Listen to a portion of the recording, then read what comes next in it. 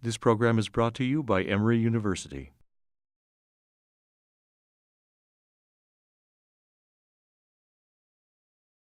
Hello, my name is Nicholas Torres, and I'm the editor-in-chief of Emory's Corporate Governance and Accountability Review. We are going to publish a post-election issue, and this is going to be published in December of 2016. And so in order to get more commentary on our issue and some of the topics that we are covering, I invited Mr. Scott Harty to come and talk on tax policy, specifically tax policy regarding the Trump administration. Mr. Harty is a partner in the Federal and International Tax Group at Alston and Bird here in Atlanta, Georgia. And Mr. Harty received his JD degree from Vanderbilt University in 1998. After working for about a year, he went to New York University to get his LLM. And afterwards, Mr. Harty has been practicing in the area of taxation. He has extensive experience in advertising corporate and private clients on all facets of U.S.-bound and outbound investments. So here's Mr. Scott Harty, and thank you so much for coming. We appreciate it. Thank you.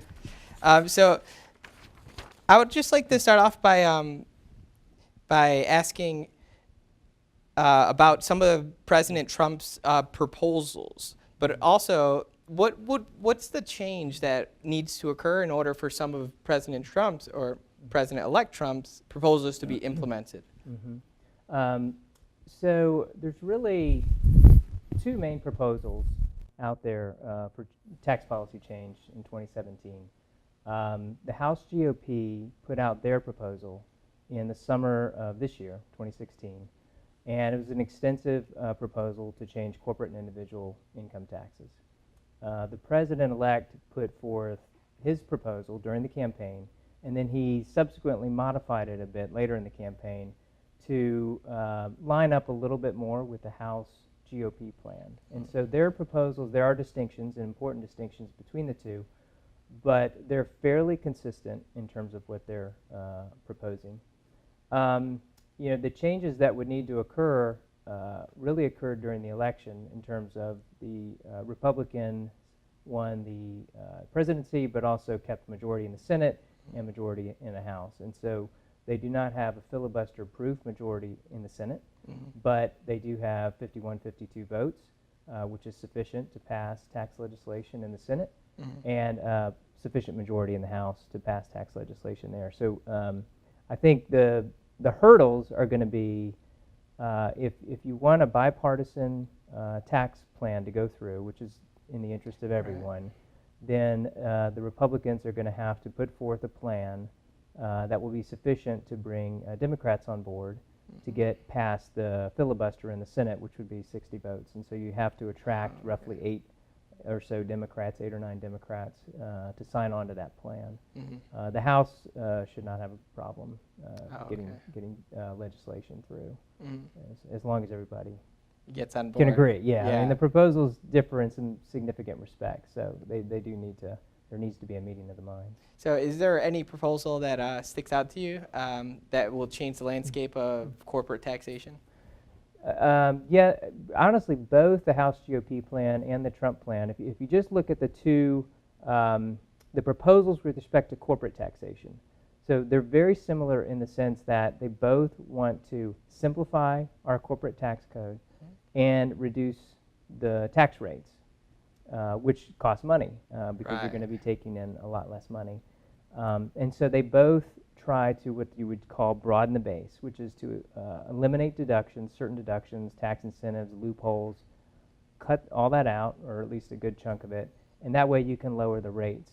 So you have a lower rate of taxation, but you have a broader base that you're taxing. So it's from a revenue perspective, you're not losing as much money. The rates, I think the House GOP plan wants to reduce the rates to 20%. And the Trump plan wants to reduce rates to 15%. And then they have differences in terms of the base broadening measures. But to a large extent, they're very similar.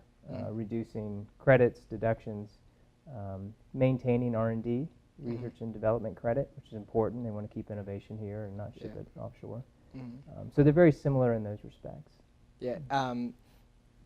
Do you think is it possible to reduce the rate to, let's say, 20% and also keep the deductions, or in order to make sure it's not too big of an expenditure for the Treasury, we have to do one or the other? Do you think it's possible to do both? To do both, I think it's really difficult.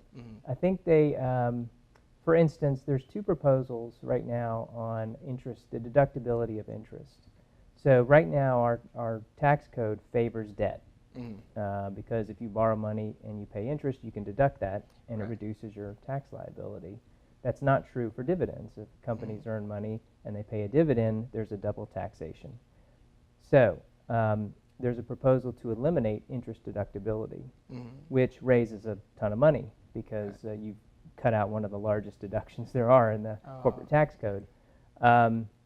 There's, on the flip side, in the Senate, there's another proposal to allow deductions for dividends so that you don't favor debt. So there's two ways to not favor debt. You either eliminate interest deductions or you allow deductions for dividends and interest, which equate the two. The problem is if you deduct dividends, you haven't really created additional revenue by eliminating a current deduction, which is to say interest. I think personally they need to, if you want to reduce rates, you need to eliminate preferences and broaden the tax base. It's the only way I think it'll be effective. And if revenue neutrality is Congress's goal, which they say it is, to be somewhat revenue neutral, you've got to raise money. You can't just cut rates. Right. And so some of these changes that are coming, they might come pretty soon. I've read in an article recently that they could come as soon as 3 months after President Trump-elect gets into office. Is that accurate? I think so. I mean, I think it's a pretty ambitious 100-day plan. Yeah. And so if immigration and healthcare and taxes are three of the top goals in the first 100 days, I think it's certainly possible. And from what we understand, the House is already working on those, on that legislation, or at least the tax legislation. The Tax Committee, House Ways and Means, is working on the tax legislation now. So I think it's possible that we would see proposals in the first 100 days. And so what kind of changes does this bring for a tax attorney practicing here in the United States? The proposals themselves are fairly monumental. I mean, if for someone who's practiced in tax law for roughly 17, 18 years now, we've operated within a system where debt has been favored, and so there's a lot of leveraged corporations. If you were to eliminate the interest deduction for corporations, it would be a tremendous impact. Yeah. I mean, you'd affect the bottom line is there's going to be winners and losers. People are going to lose and people are going to win. For leveraged companies, if you were to eliminate interest deductibility, there's going to be a lot of losers because that interest, they're paying significant amounts of interest on debt that would be no longer deductible. Right, so that would go in effect, and they already planned for this, and now to just change on them. Right, I mean, they've structured a lot around their corporate structures, how they're capitalized around the current tax code, and if you fundamentally change it, then there would be a significant impact. Okay. So that's just, let's just say, domestic issues. On the international side, there's significant changes there. We've operated since the 60s on what we call a deferral-based system. So you can set up foreign companies, you operate abroad, you can defer income, which most people have seen in the press. There's a lot of foreign income that hasn't been taxed, Apple. And so we've used tax practitioners, companies have utilized deferral to defer tax on foreign earnings. But both proposals are different, both the House GOP and the Trump plan. Trump is proposing to repeal that, to just repeal deferral altogether. And the House GOP plan is looking at going to a territorial tax system. And so both of those are drastic changes from the way we operate today. So a company like Apple would be able to bring in their money abroad tax-free, or? Well, so they would, depending on the plan, if you look at either one, there would be a repatriation effectively of, say, 10% under the Trump plan, 8.5, 8 3/4 under the House GOP plan. But existing earnings that are offshore would be taxed at those low rates. You could bring those back, and then going forward, it just depends on which plan ends up getting adopted. The House GOP plan would say if you had dividends from a foreign subsidiary, you could bring those in tax-free, which is significant because they want to bring that money back, have it reinvested. The Trump plan would just repeal deferral altogether. So you could bring it back or not bring it back, but we would keep a foreign tax credit mechanism under the Trump plan. All right. So would you say this is good? Business owners would prefer eliminating the tax when they repatriation, when they bring the money back. Is that something that they would prefer Trump's plan, you think? I think, well, both, it's interesting. Both plans at least would bring the money back currently at low rates. Going forward, I'm not sure which they would prefer. It may hinge on how interest is treated under both plans. Because either plan could cost companies significant amounts of money if contingency is that the plan would not be adopted without interest deductibility. Right. If you have to have that, then it could be very costly, and there'll be a lot of lobbying. Okay. I would think to get that provision removed. Right. The interest So deductibility. But I think overall, if the goal is simplicity, or at least a more simple tax code, we have an incredibly complex tax code that's evolved over decades. If simplicity is the goal and fairness, and those can be achieved, then I would think business would welcome it. And honestly, the inversions have been such huge headlines in the press, and the current administration has really gone after inversions through regulations. We also have statutory.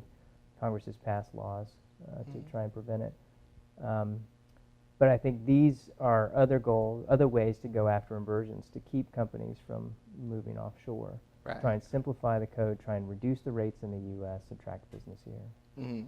So I know the Treasury has a couple techniques or weapons to combat tax arbitrage, which is tax evasion, or just not tax evasion, but different methods to pay less tax for these multinational companies.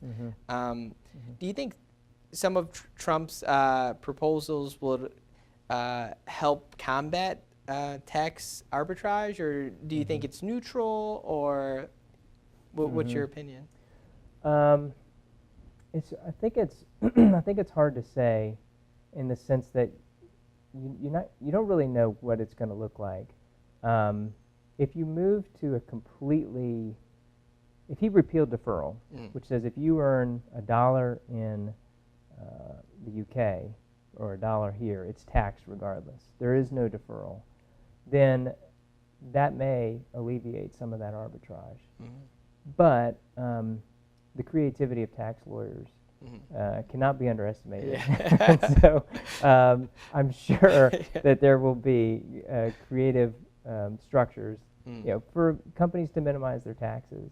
So I do suspect that it should alleviate some of it, but I don't think it would end it. Right. And so a lot of the rhetoric coming out from the elections is that Trump wants to be tough on international treaties and international conventions or any type of international agreement. Do you think that's good for an international taxation lawyer, or do you foresee any issues that present international tax lawyer entering this field? I think on the agreements, the Treasury put out, I think it was earlier spring of this year, what we call the U.S. Model Treaty. Yep. So they updated our U.S. Model Treaty, which is the basis for negotiations with other countries. So that's kind of, here's the starting point. Right. And they really strengthened that treaty dramatically to incorporate concepts such as the BEPS, the Base Erosion Profit Sharing, Profit Shifting Project. And so I think that our treaty has been strengthened, and Treasury has already started to renegotiate treaties that we have with our trading partners. And getting those provisions inserted in those treaties has been a much stronger position for the U.S. And I suspect, I don't know, but that the Trump administration may continue that May not, I don't know. But I would say there already is a movement afoot in the current administration to strengthen our treaties from a tax perspective. Right. So what does that mean for tax practitioners? I would say that for anyone going into the field of taxation, it's actually a very interesting time to go into the field. I mean, it's kind of like being an astronomer when the sun blows up or something. It's very significant. So I would actually be encouraged by what lies ahead, and that there's a lot of opportunities for practitioners. Yeah, because it seems most of the multinational companies or any corporation operating anywhere is going to need some advice navigating through the changes that are coming up. Yeah, and you know, simplicity, making the tax code simpler is definitely, it's great. I mean, I think a lot of people favor that. But there's, you know, corporate taxation is just complex, like life. It's just complex, and so you can make it simpler, but it's still going to be very complex, I think. Well, I'm not sure if you heard this during the debates. There's I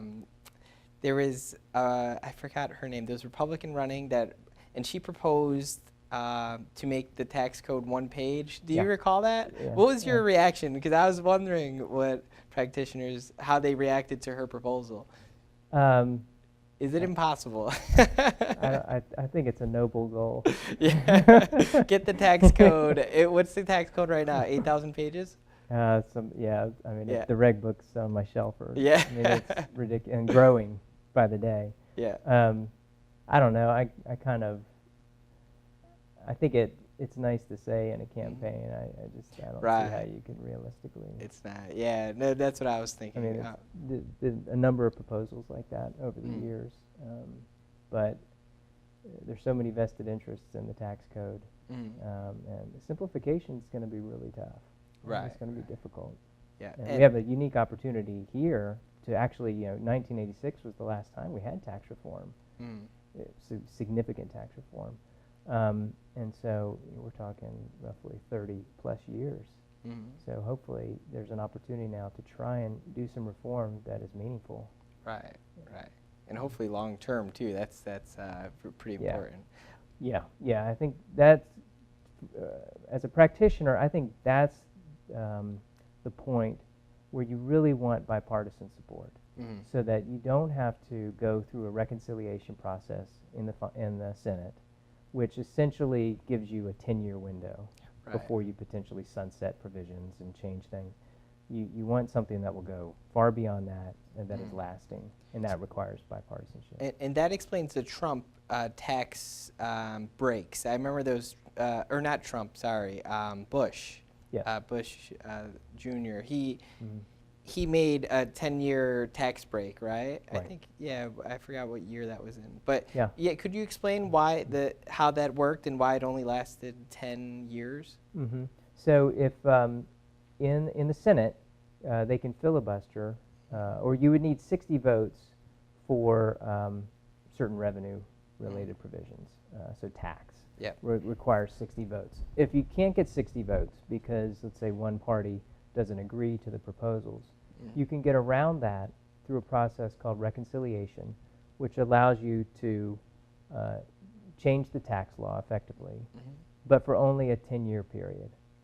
You cannot reduce revenue for more than 10 years. So outside the 10-year window, you essentially have to sunset certain provisions. And so in 2001, President Bush passed the Bush tax cuts, which I may have included in a state tax repeal. I think it was either 2001 or 2003. But it sunset, all those provisions sunset after 10 years. And so I think you may recall that we had no estate tax for 1 or 2 years. And then it came back completely the way it was before. And so it just creates a lot of uncertainty for taxpayers and practitioners. It's very difficult to plan. And so, hopefully they don't use reconciliation, but they might. So that's the importance of any agreement or proposal being bipartisan. So as an attorney at Alston & Bird, I'm sure you're getting calls from clients, especially after the election. What was it like for you? It's interesting because representing corporate clients, and then a lot of large businesses, but are closely held by families. You get diverse questions. So on the corporate side, I would say that interest deductibility is probably one of the most significant concerns. On the individual side, you get estate and gift tax related questions, and then also just the proposals, the House GOP and the Trump tax proposals are proposed reducing the individual rates fairly significantly. We have 7 rate brackets now, and they would cut that to 3. So that would be a pretty significant reduction. Right. Okay. And you mentioned the estate tax. So some corporations, closely held corporations, are calling about that, and President Trump-elect is proposing to totally eliminate it. Yes. And so, and that's a benefit for most for people who fit in that category. I think it's what's the current provision that he wants to eliminate? So so the estate and gift tax, essentially, if you have an estate of roughly $10 million, a little bit more, or greater, then you can be subject to the estate tax and gift taxes, and so that would be eliminated. Now, a provision corresponding to that is a basis step up. So if you pass away, you get an automatic basis step up in all your assets. So you would offset the elimination of the estate tax by repealing or eliminating the basis step up. That's fundamentally the proposal, and it's always the estate tax has just been it's had a bullseye on it for Republicans for a long time. I mean, so Bush tried to do it in 2001, eliminate the estate tax. Couldn't do it permanently, but he did it through reconciliation. And so I think it's at least it'll be in the proposal, I suspect. Right. The question is, will it stay in there? So just to get this right, the proposal is going to be, the administration is going to put forth a bunch of proposals, and then there's going to be a process where they pick and choose. Do you think, is that how it would work? My guess, from what I've heard, is that the House GOP plan is the likely starting point for tax legislation in 2017. And so if anybody watching, if you pull up the House GOP plan, you can read about it online. That's probably the best place to get an idea of what's going to come out. The question is, the administration, the incoming administration, will of course weigh in on that. And so what comes out will probably be a mixture of the House GOP plan with the administration's comments, and that will be coming out of the House Ways and Means Committee. I don't know when, but probably in the first 100 days. Right. I think. So your assessment of his proposal so far, do you think overall speaking, because I know there's some proposals that suggest not to tax dividends, right? It just corporate taxation be taxed once and not taxed twice, which is a benefit. So do you think the proposal presents an overall benefit for business here in the United States? Yeah, I think so. The eliminating double tax, like what you had just mentioned, is a Senate finance proposal, what they call corporate integration, to eliminate our double tax. President-elect Trump has proposed reducing corporate rates, reducing individual rates. So not quite an integration system, but you reduce the overall rate on corporate profits, which I think is helpful, likely to stimulate growth. Here, part of the issue is it costs a ton of money. So if you look at the projections, it costs in the trillions of dollars. And so on a static basis, so it depends on how you score this. On a static basis, President-elect Trump's could cost in the neighborhood of, I don't know, $4 trillion over 10 years or something. But dynamic scoring, which would take into account, okay, what are the residual effects on the economy and on business, on jobs? If you use that scoring method, it reduces the amount of revenue loss dramatically. And so it depends on how you score the proposals. Pure static gets you a high number. Dynamic gets you a lower number, but it all depends on the modeling that the economists use, because you don't really know what the effects are going to be. Right. although they might be positive, but you're not sure. And I'm sure the Republicans and Democrats disagree on which Us. scoring Yeah. they should go I would with. think so. Yeah. Yeah. So yeah, I mean, overall, I think it's should be positive. Mhm. Acknowledging that I don't know what it's going to finally look like, but I think most people agree that our tax code needs to be changed Right, and reformed. right. It's outdated, and it needs fundamental. I mean, if you think about, you're using a tax code roughly from the 60s, at least from an international Right. perspective. Right. And it's been fine-tuned along the way. But the basis of it was adopted in the 1960s, and so it does need to be changed. Yeah, and I had just had some questions about going back to international treaties. I know it's a benefit for corporations, multinational companies, when the United States has a treaty with another country. And right now we have, for example, treaties with I'm thinking Canada, for example, NAFTA. Oh, speaking of NAFTA, yeah, for example, that might be repealed, right? And that's going to affect taxation between Canada, United States, and Mexico. What was your opinion on that? Have you gotten any calls, or are clients worried about that? I haven't really gotten any calls on NAFTA at all. Certainly, we do have treaties with Mexico and Canada, income tax treaties, in addition to NAFTA. I have not gotten calls specifically with respect to NAFTA and what may happen with that. So I'm not quite sure what the residual impact may be. Right. Those changes. And so some of these agreements might go away, but are there any international treaties that you're hoping would develop in the future between, let's say, Brazil and the United States? I don't know if India and the United States have one. Do they? Yep. Oh, they do. Yep. Maybe I know China and the United States do not have an international taxation treaty. Yeah, I think certainly Brazil is glaring in that we don't have a income tax treaty with Brazil, and that would be nice to have. I don't know if the incoming administration is going to be looking to enter into new treaties.